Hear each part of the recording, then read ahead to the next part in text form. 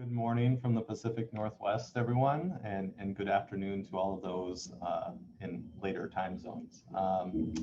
I've been tasked by President Jennings to give you an overview of the House of Deputies Rules of Order. And I initially proposed about a 4-hour seminar, and unfortunately she cut it down to 15 minutes. So I'll do my best and give you just basically a high-level overview of the rules and specific rules that relate to your function as a chair in the deputation. So go ahead and get this started. So to begin with, I think it's helpful to put the rules in context. And my apologies that this may be somewhat small on some of your screens. I'll make sure to make this available for all of you that you can download and review it after the webinar. But in essence, as a church, we organize ourselves through several sets of rules, and lawyers and parliamentarians tend to talk in hierarchies in terms of what rules trump all other rules. So in our denomination, in our church, the Constitution of the Episcopal Church is the supreme governing body of the church. There's a reference to the General Convention. It establishes the General Convention, and it takes concurrent actions of 2 General Conventions to make changes. So it's rarely changed. It takes some deliberation, some consideration for it to be changed. Then we have what are known as the canons. In a secular context, these might be called bylaws or just basically general legislation of the Episcopal Church. And these may be amended at a single convention by concurrent actions of our house, the House of Deputies, and of course the House of Bishops. We also have items called joint rules of order. The joint rules of order are decisions by both houses acting together to regulate some of the interactions between the 2 houses. These may be amended at a single convention by the joint consent of both houses. And then finally, we have what are known as the House of Deputies Rules of Order. So the House of Deputies Rules of Order strictly are a creation of the House of Deputies. They are what the House of Deputies has decided in order to organize its business and govern itself. Rules of order really serve 2 different functions, especially in the context of the House of Deputies Rules of Order. The first function is what I would call in term a structural function. So it establishes certain committees, like the legislative committees you'll see at the convention, special committees, the process or conference committees. It sets up certain offices that are not contained in the Constitution and canons, such as like a chaplain, sergeant at arms, the parliamentarian. It also creates the role of the deputation chair. That's where you find the authority for a deputation chair and some of the roles and responsibilities. There's also some administrative processes, like for example, who can access the floor of the House of Deputies, the layout of the House of Deputies, the placement of certain items on the House of Deputies. So those are really structural kind of rules. But they also serve what are known as procedural functions, which is how we conduct our business. So what is the order of business? What is the process to submit a resolution? Each house has its own rules relating to who can submit a resolution. The flow of legislation through the House of Deputies, this is where you find the requirements that resolutions are considered by committees. What recommendations a committee can make, what amendments a committee can make, how we conduct our debate, motions that can be made during the debate, and some standard voting processes. So you really have these 2 functions.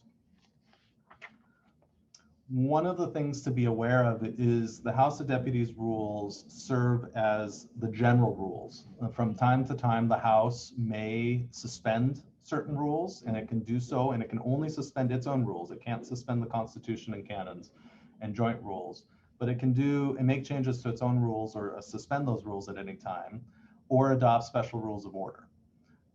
Most commonly, you'll see that at the convention relating to specific resolutions. So like if there's a controversial piece of legislation, there's a controversial topic, if we want to have a special order of business to deal with it, we may adopt a special rule of order and suspend those rules.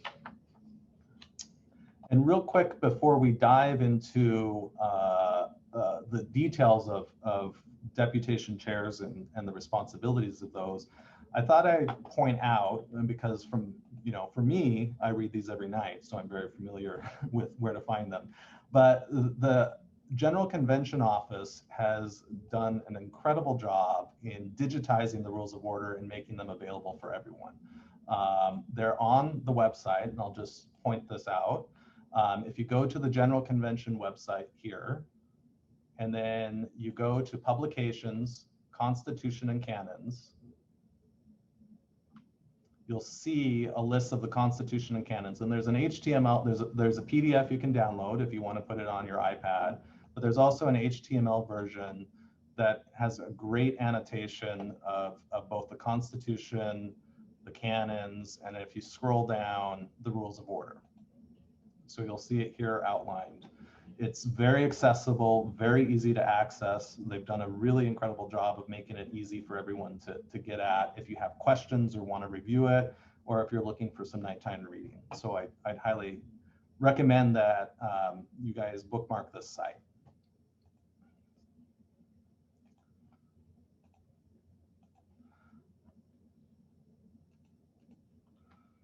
So you'll find the responsibilities of a deputation chair within the rules of order, and specifically Rule 3 of the House of Deputies Rule of Order. And this is the fundamental responsibility of the deputation chair. So as President Jennings alluded to at the beginning, it is the responsibility of each deputation as elected by the diocese to select its own chair, designate a chair, and then also provide that information to the Secretary of the House of Deputies. Then the rule outlines 4 primary responsibilities for the deputation chair. So first and foremost, serve as the primary contact for House of Deputies communication. You are the connection point between the official channels and the official announcements from President Jennings and other officers to both your deputation and your diocese. So if there's something or a message that needs to get out, you're going to be the one that's responsible for getting that out for your local context. Second is certify the deputation's vote by orders, and we'll go a little bit into what that means. Also certify changes in the deputation during the General Convention, and then, as every church job has, perform other duties as assigned. So other duties that the president may from time to time ask of you. So first, serving as the primary contact for the House of Deputies communication. So, and I know we'll probably dive into a bit more with Deputy Anderson's presentation later, but a few key points on this. You want to make sure that your contact information has been provided and is up to date with the secretary. You can't serve as a contact if we can't get a hold of you. You'll also want to pay attention to all the newsletters and official communications that come out. So making sure you're getting those, reviewing those, making sure you're synthesizing those and keeping your deputation up to date with key information, coordinating opportunities with deputies to discuss key information reports, coordinating reviews of the Blue Book and other official reports, establishing a reporting process back to your diocese on key information, and then being a resource for your deputation. So oftentimes deputies are going to come to you as the kind of first point of contact as the chair if they have questions, if they don't know where to look to find information. So being up to date with all of that is important.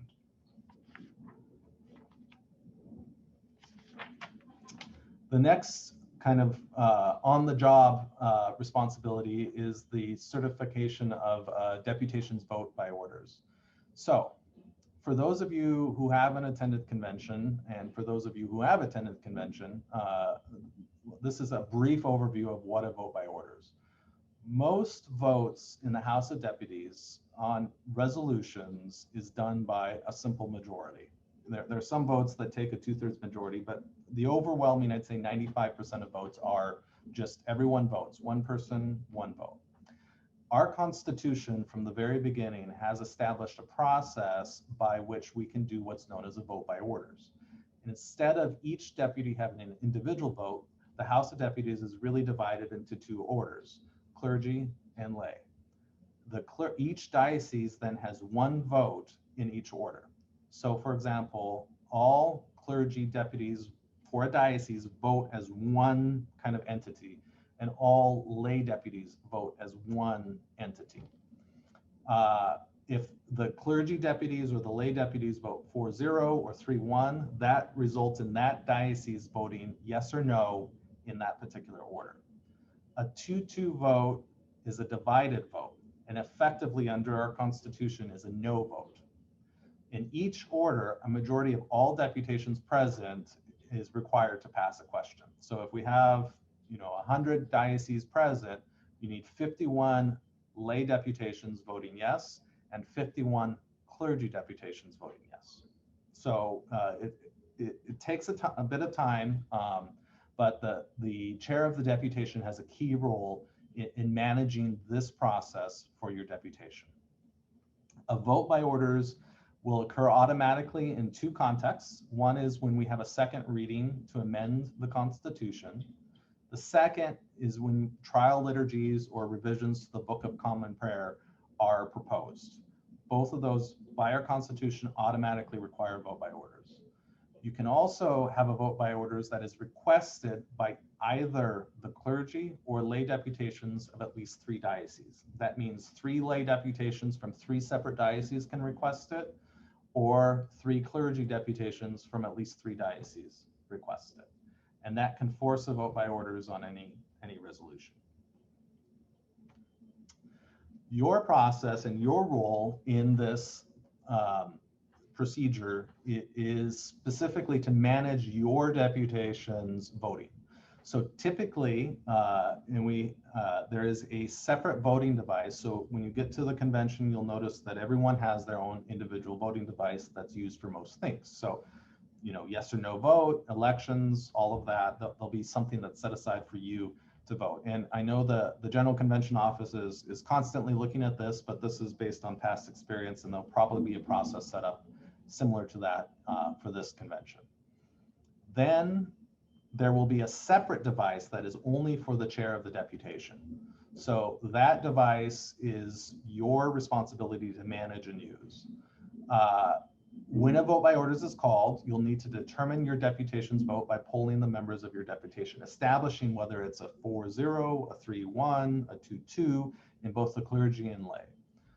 When you're called upon, following the procedures outlined by the voting secretary and the chair, your job is to record that vote on behalf of your deputation. Usually there will also be a form that your deputation fills out that certifies, and you will be responsible as the chair to certify that vote. And I'd also note that any individual member of your deputation may request that the entire deputation be polled and individually recorded in the minutes. So that's kind of a process. It takes about 5 minutes to go through, and it's important for you to be up to speed with both what's coming as you're looking at the legislative calendar, what's coming down the pipeline. So what is going to be one of those automatic votes, so you're ready to go. But then also when someone calls for a vote by orders, there's typically an announcement by the chair before the vote. So it usually happens near the beginning of debate, and being prepared on that process. The other important procedural responsibility is certifying changes in the deputation. So a number of dioceses are going to send alternate deputies as well as their 4 clergy or 4 lay deputies to the convention. One of the responsibilities of the chair is to certify the process for the credentials committee on those changes as they occur during the convention. So there is a place and a procedure that's going to be outlined by the secretary.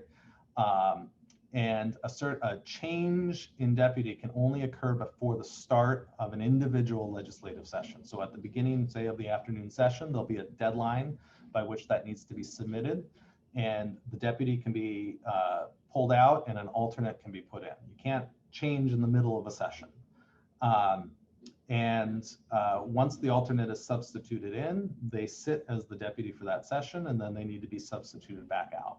So there'll be a form and a process that's given to you, and it's your responsibility to help manage and certify that process.